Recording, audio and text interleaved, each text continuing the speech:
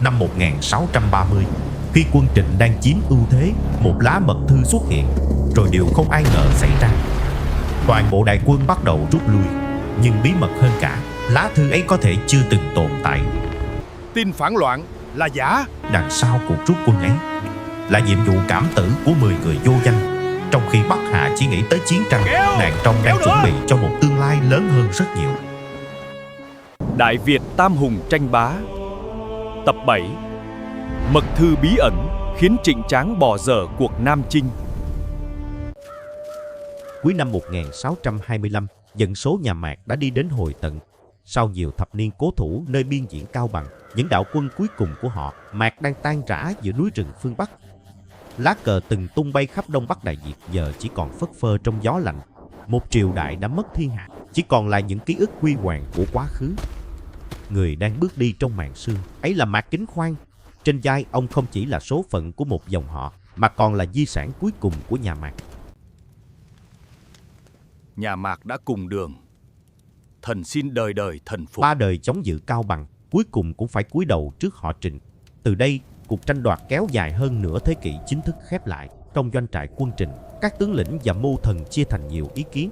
Người muốn tận diệt họ Mạc để trừ hậu quả, kẻ lại cho rằng nên giữ họ làm phên dậu nơi biên giới. Trịnh Tráng không chỉ nhìn thấy một kẻ bại trận đang quỳ trước mặt. Bình Định Vương đã có lời, ta sẽ xem xét lại bản tấu trình này. Giết một người dễ, giữ một vùng biên giới khó Nhà hơn. Mạc mất nước nhưng chưa mất hẳn. Ta tha Từ chết đây, cho họ họ Mạc. trở thành một thế lực phiên thần tồn tại dưới sự bảo hộ Phong Mạc của họ Kính Trịnh. Khoan Thái úy thông quốc công. Hàng năm nộp cống, con cháu được ở đất Cao Bằng. Đối với Mạc Kính Khoan, đây là thất bại cay đắng nhất trong cuộc đời. Con cháu họ Mạc chỉ được trấn thủ Cao Bằng, suốt đời không được quay về Đông Kinh. Nhưng ít nhất, ông Thuần vẫn phục giữ triều được đình. mảnh đất cuối cùng mà tổ tiên để lại.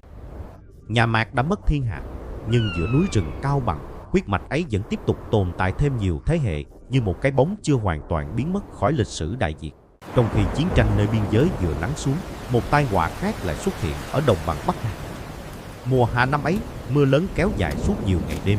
Nước sông Hồng dâng cao chưa từng thấy, đe dọa cuộc sống của hàng vạn dân chúng. Từng đoạn đê đất bắt đầu xuất hiện vết nứt. Nếu phòng tuyến cuối cùng này sụp đổ, cả vùng đồng bằng màu mỡ sẽ chìm trong biển nước. Tất cả cùng ta đi thị sát đê điều. Nhận được tin báo, Trịnh Tráng lập tức rời phủ chúa. Giữa cơn mưa như trút, người đứng đầu Bắc Hà quyết định đích thân đi thị sát đê điều. Trên con đê dài ven sông Hồng, ông quan sát từng đoạn xung yếu. Không phải chiến trường nào cũng có giáo mát và cờ trận.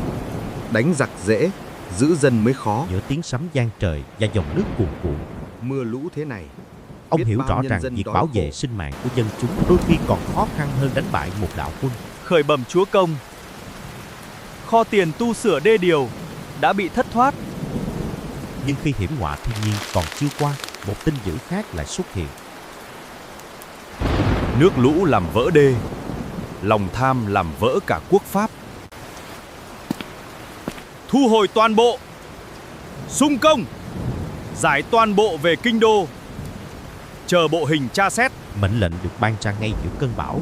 Không một ai được phép đứng ngoài pháp luật, dù giữ chức vị cao đến đâu. Những viên quan quỳ giữa mưa gió không biết ai sẽ là người bị tra xét đầu tiên. Nhưng tất cả đều hiểu rằng lần này chúa Trịnh sẽ không khoan nhượng. Giữa màn mưa trắng xóa, Trịnh Tráng vẫn đứng nhìn dòng sông đang cuộn chảy, giữ được một giang sơn không chỉ bằng gươm giáo ngoại chiến trường, mà còn bằng trách nhiệm đối với muôn dân trong những ngày nguy biến nhất. Năm 1624, sau khi bình định Cao Bằng, ánh mắt của Trịnh Tráng bắt đầu hướng về phương Nam. Trên tấm bản đồ ấy, thiên hạ Đại Việt dường như đã chia thành hai nửa. Phương Bắc Trung Hoa, nhà Minh đang bước vào những năm tháng suy yếu.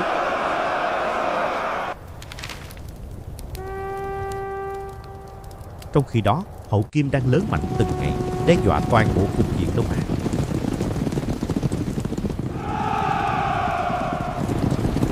Nhà Minh suy yếu, nhà Mạc thần phục, thiên hạ chỉ còn một đối thủ đủ sức thách thức họ Trịnh. Lần đầu tiên, ý định Nam Chinh được nói ra công khai. Nhưng trước khi dùng binh, Trịnh Tráng muốn thử phản ứng của đàn trong. Họ Nguyễn đã hưởng phú quý hơn 60 năm. Đã đến lúc phải trả giá. Sứ bộ mang theo yêu cầu mà đàn trong khó lòng chấp nhận. Trên danh nghĩa là một chuyến đi ngoại giao. Nhưng thực chất đó là phép thử đầu tiên giữa hai thế lực lớn nhất Đại Việt. Vào thuận hóa. Đòi thuế 3 năm còn thiếu.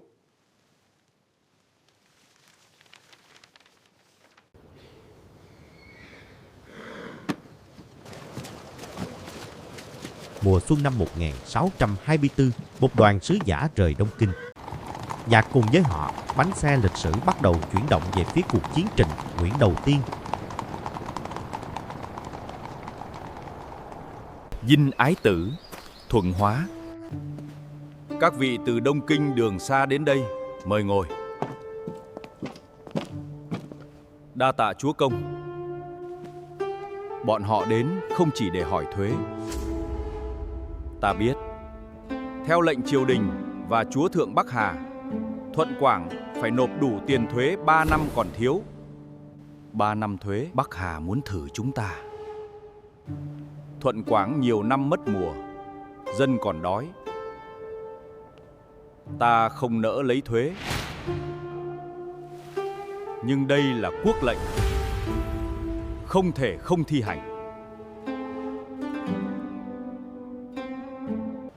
Dân là gốc nước, dân gốc chưa yên. Lấy gì mà nộp? Phụng sắc thiên tử vào yết kiến chúa Nguyễn. Mời các vị theo ta. Phụng mệnh triều đình Đông Kinh, chúng ta vào yết kiến chúa Nguyễn. Chuyến đi này e rằng không đơn giản như lần trước. Đây là sắc chỉ của hoàng đế. Đọc đi. Chúa Nguyễn phải cho con ra Đông Kinh chầu kiến, nộp 30 voi chiến, nộp 30 chiến thuyền.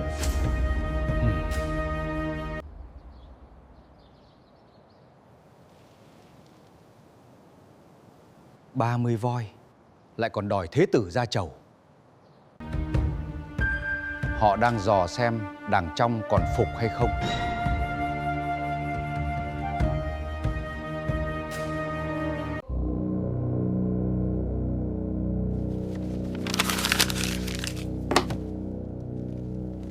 Xin chúa công cho biết ý chỉ.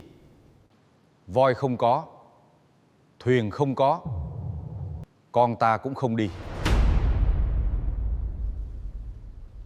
Đã đến lúc. 2 năm sau cuộc đối đầu ngoại giao ở Phú Xuân, kiên nhẫn của Trình Tráng đã cạn. Kết thúc chuyện này. Mệnh lệnh ấy mở đầu cho cuộc chiến kéo dài gần nửa thế kỷ. Đánh! Tháng 3 năm 1627, sai Nguyễn Khải và Nguyễn Danh Thế đem 5.000 quân đi làm tiên phong vào đóng ở xã Hà Trung, tục gọi là truyền lệnh toàn quân đóng trại tại cầu Doanh. Tuân lệnh. 5.000 tiên phong tuân lệnh. Còn chúa Trình Tráng thống lãnh 20 vạn đại quân thủy bộ, hai đạo tiến vào bộ binh ấn của Nhật Lệ. Từ Đông Kinh đến Thanh Hóa, cả Bắc Hà bắt đầu toàn quân chuẩn bị. Khắp Bắc Hà, binh lính từ các trấn liên tục kéo về đại doanh.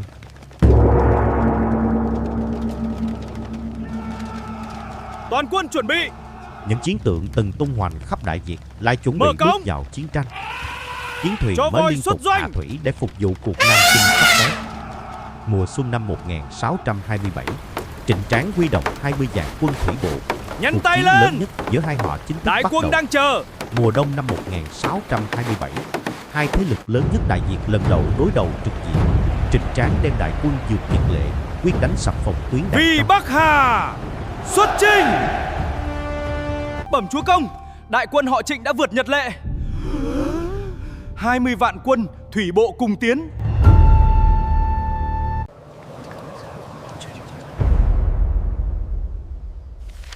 Quân Trịnh đông gấp mấy lần.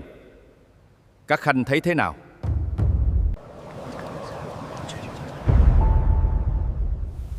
Người đông chưa chắc thắng, nước sâu chưa chắc mạnh.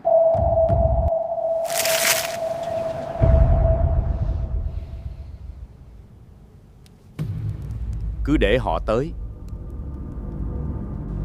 Nghe chỉ, giám chiến Nguyễn Hữu Dật cùng Nguyễn Phúc Vệ mang quân ra giữ Nam Sông Danh. Tuân chỉ, Nguyễn Phúc Trung thống lĩnh thủy quân Sẵn sàng tiếp ứng. Tuân chỉ. Trước mặt họ là quân đội của chúa sãi Nguyễn Phúc Nguyên đang chờ đợi sau những tuyến phòng thủ gian sâu. Với ưu thế quân số áp đảo, quân Trịnh mở cuộc tổng công kích. Các đội hình bộ binh và tượng binh đồng loạt tiến lên, tin rằng chỉ một đòn là đủ phá vỡ phòng tuyến phương Nam. Lập đội hình. Gian trận. Chuẩn bị tiến công.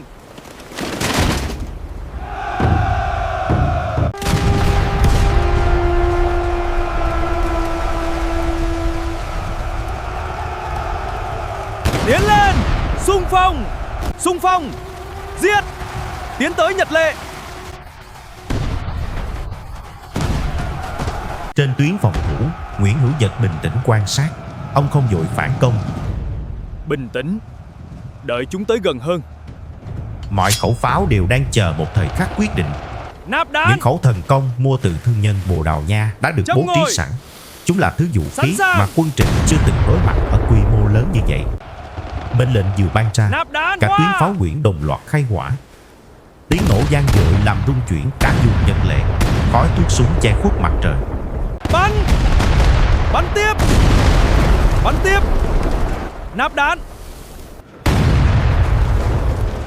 Trước quả lực dữ dội, đội hình Trịnh bắt đầu rối loạn.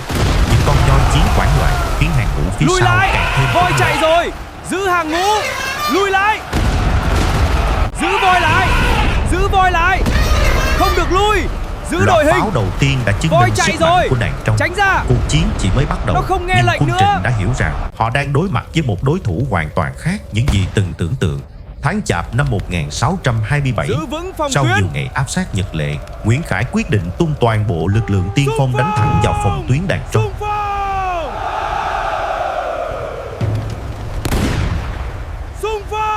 Tin vào ưu thế quân số áp đảo, các đạo quân Trịnh liên Tiến tiếp lên. dàn hàng tiến công. Phá lũy phương Đúng Nam. lúc quân Trịnh tiến sâu, pháo thần công của đàn trong đồng loạt khai Phá hỏa. lũy phương Nam. Quân Nguyễn trên các lũy nã súng hỏa mai vào đội hình Hàng thứ tấn nhất. công quân Chuẩn Trịnh. bị.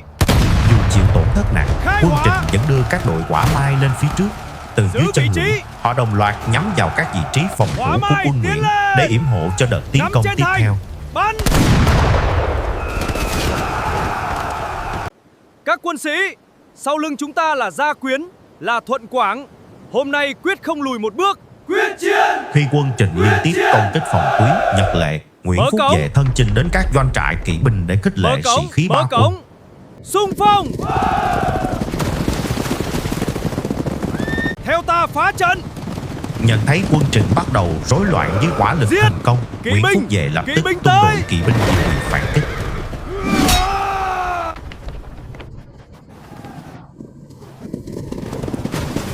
Khai hỏa. Đội kỵ binh đàn trong từ cổng thành lao thẳng vào Khai sườn hỏa. quân địch, khiến trận tuyến Trịnh càng thêm hỗn loạn. Những loạt pháo chính xác liên tiếp đánh thẳng vào đội hình tiên phong, khiến quân Trịnh bắt đầu rối loạn. Có pháo. Không chỉ bộ binh, ngay cả Lùi chiến mã lại. của các tướng lĩnh cũng bị tiếng pháo Lùi làm lại. kinh hoàng. Thấy thế trận không thể cứu vãn, Nguyễn Khải buộc phải ra lệnh rút lui. Giữ ngựa. Nguyễn Khải bỏ chạy, Giữ Lê hàng Khuê cũng ngũ. phải tháo lui. Cuộc Giữ tấn hàng công ngũ. đầu tiên của Trịnh Tráng vào đàn trong thất bại trước phòng tuyến và hỏa lực của chúa sãi Nguyễn Phúc Nguyên. Tướng quân, mau lui. Cuộc rút quân của họ Trịnh không Không bắt giữ nguồn nổi từ nữa. một thất bại trên chiến trường. Trái lại, vào thời điểm đó, quân Rút Trịnh lui. vẫn còn lực lượng hùng hậu và chiến cuộc chưa ngã ngũ. Nhưng Nguyễn Hữu Dật hiểu rằng muốn đánh bại một đạo quân mạnh, đôi khi không cần dùng gươm giáo mà phải đánh vào tâm lý của người chỉ huy. Bẩm tướng quân. Bắt được người truyền thư của quân Trịnh. Đem thư lại đây.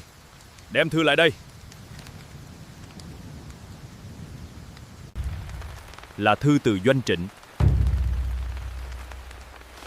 Ta sẽ dùng chính thứ này để khiến họ nghi ngờ lẫn nhau. Trịnh Tùng đa nghi, chỉ cần gieo vào tai ông ta một mối nghi ngờ, quân Trịnh sẽ tự rối loạn. Diệu kế. Tất cả các ngươi đều là quê Đông Kinh. Có chúng thần. Từ giờ các ngươi là quân Trịnh. Không được để lộ sơ hở. Tuân lệnh.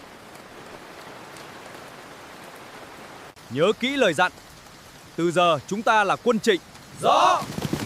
Sau khi bắt được người đưa tin của đối phương, ông tương kế tụ kế, tung ra tin mật rằng Khẩn báo, Trịnh Gia và Trịnh Nhạc đang bí mật liên kết với họ Mạc. Đại sự nguy cấp, mau báo lên trung quân. Nhường đường! Khẩn báo, mật thư từ Đông Kinh. Đối với Trịnh Tráng, nguy cơ mất quyền kiểm soát hậu phương còn đáng sợ hơn một trận thua ở tiền tuyến. Chúa công, có chuyện gì vậy? Nếu Đông Kinh thực sự xảy ra biến loạn thì dù có thắng trận ở Đàn Trong cũng trở nên vô nghĩa. Vì vậy, Trịnh Tráng quyết định thu quân, đưa toàn bộ lực lượng quay về Bắc Hà. Có chuyện lớn rồi. Nếu là thật, Đó là một chiến thắng không nhờ đao kiếm, không nhờ thần công, mà nhờ một đòn tâm lý chiến, khiến cả một chiến dịch phải chấm dứt. Nguyễn Hữu Dật đã thắng bằng trí tuệ trước khi thắng bằng quân sự.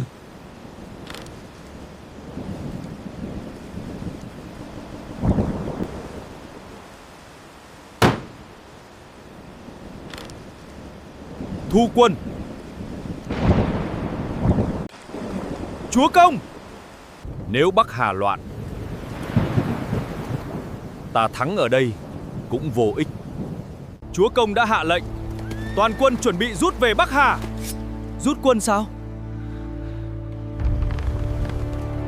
Để thực hiện kế nghi binh khiến quân Trịnh rút lui, 10 người lính Đàn Trong đã chấp nhận tra trộn vào hàng ngũ đối phương.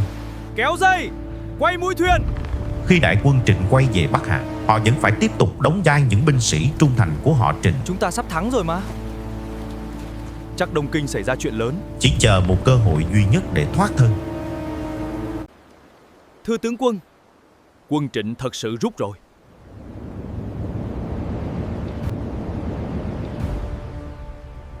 Kế thành rồi. Tin phản loạn là giả. Chỉ cần họ tin là đủ, đâu cần thật hay giả. Đêm nay, nếu bị bắt, không được khai. Không được khai. Rõ. Trong đêm mưa ấy, họ lặng lẽ rời khỏi doanh trại, vượt qua hàng rào canh phòng rồi biến mất vào rừng sâu. Theo ta. Sáng hôm sau, quân Trịnh chỉ nghĩ vài binh sĩ đào ngũ giữa lúc hành quân. Không ai ngờ rằng chính những con người ấy đã Nhanh góp lên! phần làm thay đổi Qua cục rừng là diện sống! cả chiến dịch. Lịch sử không ghi lại tên tuổi của họ, nhưng đôi khi vận mệnh của một cuộc chiến không được quyết định bởi những danh tướng trên chiến trường, Vất vả cho các ngươi. May mắn mà bởi sự hy sinh thầm lặng của những con người vô danh. không phụ sự phó thác của tướng quân. Quân Trịnh đã lui rồi. Lui hôm nay không có nghĩa là hết chiến tranh, thưa chúa công. Chiến thắng năm 1627 không khiến Đào Duy Từ lạc quan. Bao giờ? Trái lại, ông hiểu rằng cuộc chiến giữa hai họ mới chỉ bắt đầu. Rất nhanh. Họ Trịnh có dân đông, đất rộng và nguồn lực mạnh hơn Đàn Trong rất nhiều. Họ sẽ trở lại. Hết lần này, Dù thất bại trong đến lần lần tiến khác. quân đầu tiên, sớm muộn chúng ta phải chống đỡ liên tục. họ cũng sẽ quay lại với những đạo quân lớn hơn. Muốn giữ thiên hạ này, phải xây một bức tường ngăn cản bước chân của họ Vì Trịnh. vậy, thay vì chuẩn bị cho một trận đánh tiếp theo, Đào Duy Từ chuẩn bị cho nhiều thập Đào kỷ sâu chiến tranh. thêm, chuyển đất lên. Từ suy nghĩ ấy, ông đề xuất xây dựng một hệ thống phòng thủ chưa từng có trong lịch sử Đại Việt. Hàng vạn dân phu, binh sĩ và voi kéo được huy động. Kéo, Đất được đắp kéo thẳng nữa. lũy, gỗ được dựng Nâng thành lên. thành, pháo được bố trí trên những vị trí trọng yếu. Công trình ấy về sau được gọi là lũy Trường Dục, rồi lũy Thầy không chỉ là một bức tường đất, đó là lá chắn bảo vệ Đàn Trong suốt nhiều thế hệ và trở thành biểu tượng cho tầm nhìn chiến lược của Đào Duy Từ. Trong khi Bắc Hà vẫn bị cuốn vào vòng xoáy của những cuộc chiến quyền lực, Đàn Trong dưới thời chúa Sải Nguyễn Phúc Nguyên đã bắt đầu nhìn xa hơn những Ta chiến đi trường lần trước này mắt. vì tương lai của Đàn Trong. Cuộc hôn nhân của công chúa Ngọc Dạng với vua Chân Lạp mở ra cánh cửa mới ở phương Nam. Những lưu dân Việt đầu tiên tiến vào Preinoco đặt nền móng cho vùng đất sau này trở thành Sài Gòn. đại Việt ជាសម្ព័ន្ធមិត្តរបស់ចេនឡា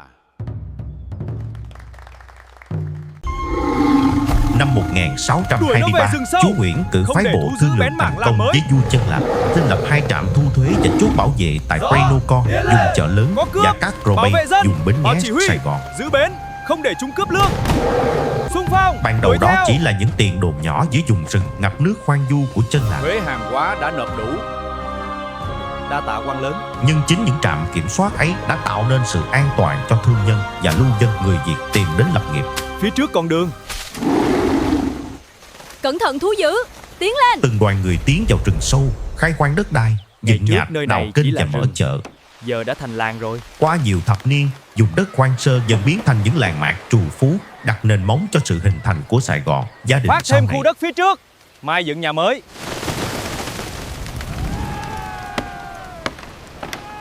Trước khi chính thức được sáp nhập vào bản đồ Đại Việt dưới thời Nguyễn Hữu Cảnh năm 1698. Tại Hội An, tàu thuyền từ Nhật Bản, Trung Hoa và phương Tây liên tục cập bến. Hàng Nhật vừa cập bến. Mở kho.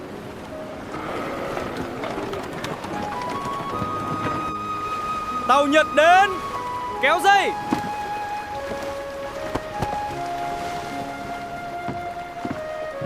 Kéo dây. Đóng ấn. Thư gửi Nhật Bản quốc hoàn tất. Những bức thư ngoại giao vượt biển đến Nhật Bản. Thư gửi Nhật Bản quốc hoàn tất. Những thương nhân Hà Lan tìm đến Đàn Trong. Người Hà Lan xin ý kiến. Dẫn họ vào. Người phương Tây. Chưa từng thấy. Các giáo sĩ phương Tây cũng bắt đầu xuất hiện trên vùng đất này. Chưa từng thấy. Đó không còn là tầm nhìn của một phiên trấn đang phòng thủ. Đó là tầm nhìn của một thế lực đang hướng ra biển lớn. Ghi vào sổ. Thuế hàng hóa đã nộp đủ. Đa tạ Nhưng quan ở lớn. phía Bắc, họ Trịnh vẫn chưa từ bỏ tham vọng thống nhất đất nước bằng vũ lực. Trận Nhật Lệ chỉ mới bắt đầu. Trận chiến thật sự vẫn còn ở phía trước. Từ đây mở đầu cho cuộc chiến Trịnh Nguyễn kéo dài gần nửa thế kỷ. Một cuộc đối đầu sẽ định hình vận mệnh của Đại Việt trong nhiều thế hệ sau. Muốn biết trận này ai thắng, nhấn thích và đăng ký kênh để xem các tập tiếp theo.